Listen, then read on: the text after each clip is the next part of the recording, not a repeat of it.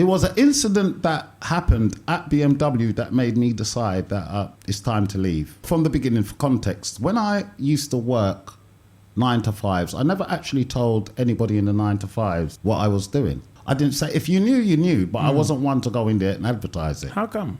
I don't know. I just think it didn't really matter. There's no use you boasting about. I remember I had some friends back in the day say they were princes and that from back home in Africa and this and that. And I'm thinking, but you live next door to me on a council estate. do you go? Do you go?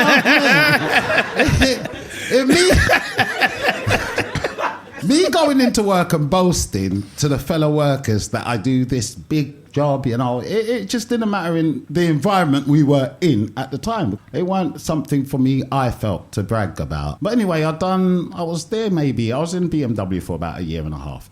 But about 6 months into it, I'd done MTV, which was Kojo's Comedy Funhouse. See, I was still working then. Do you know what I mean? And you were still working at that time? Agency work. I was still working. Okay. But this is what I'm saying. In my mind, I'm thinking you can't let go of your 9 to 5. It'd be like you right now saying, I still need to go back. I'm still a Levi's. Yeah. Do you see what I'm saying? I know it's crazy, but that's how I was just thinking. Do you find that the reason why you didn't leave, because it's like a security?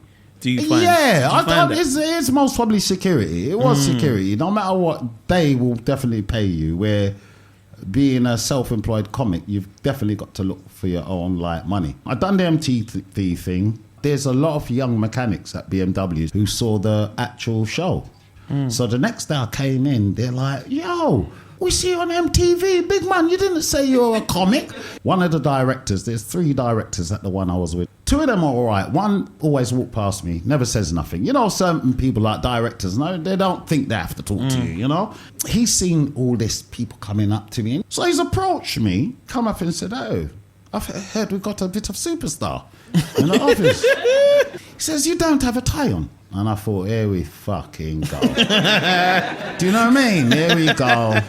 I said, well, I'm agency and they haven't given me a tie. And gave him, he said, hey, follow me. So I went with him and he gave me a tie.